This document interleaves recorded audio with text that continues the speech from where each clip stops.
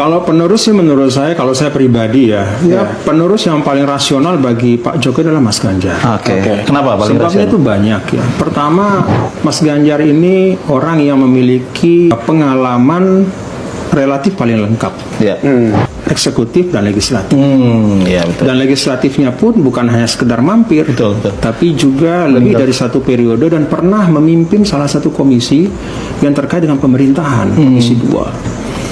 Dan kita tahu bahwa walaupun Indonesia ini menganut sistem presidensil ya, tetapi parlemen itu dapat kewenangan cukup besar, sehingga Menentukan lah ya. pengalaman di parlemen itu akan memudahkan beliau untuk mengorkestrasi ketika memimpin Indonesia ke depan.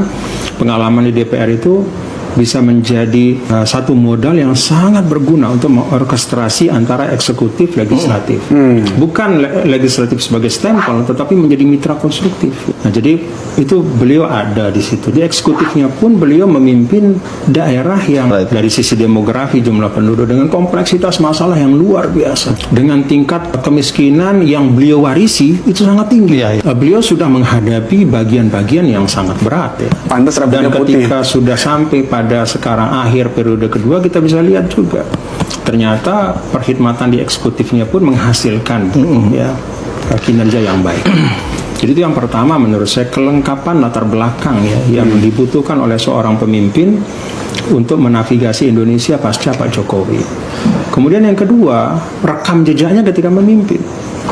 Jadi termasuk di Jawa Tengah ya. Kalau di Jawa Tengah itu kan ada yang bertanya misalnya ke saya, Tuan Guru, kan Jawa Tengah itu kemiskinan tinggi sekali. Saya selalu mengatakan pemimpin itu dinilai bukan dari apa yang dia warisi dari pemimpin sebelumnya, tapi apa yang dia kerjakan untuk menangani itu. Jadi ketika beliau menerima 14%, lalu bisa turun ke 10%, itu kan luar biasa. Jadi dia tidak boleh dinilai dari 14%-nya, tapi nilailah bagaimana percepatan penurunan kemiskinan. Satu. Yang kedua, kalau kita bicara misalnya di Indonesia, banyak yang bicara tentang keadilan sosial. Keadilan sosial itu salah satu aspek yang sangat penting adalah keadilan ekonomi.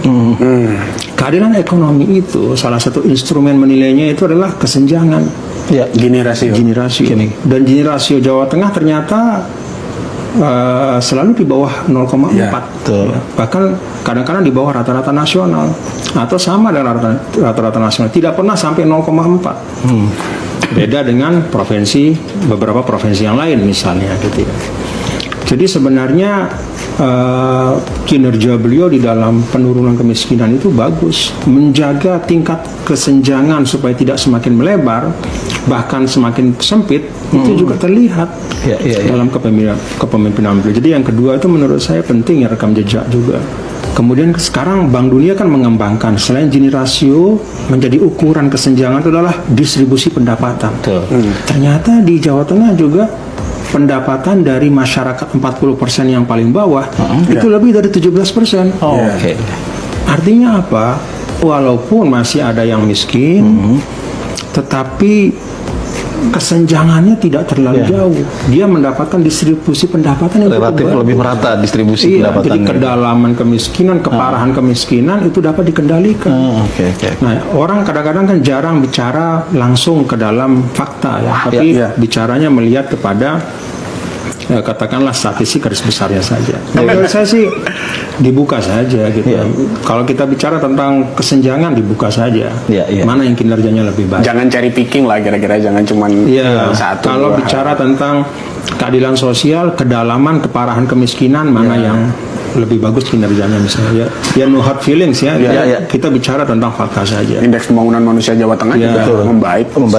Jadi itu yang kedua. Yang ketiga menurut saya ya karakteristiknya Pak Ganjar itu kan merakyat, mirip seperti Pak Jokowi lah. Dan kita memang Indonesia ini kan negara kepulauan yang sukunya macam-macam, agamanya macam-macam, maka rakyat itu perlu ada kedekatan emosional dengan pemimpin.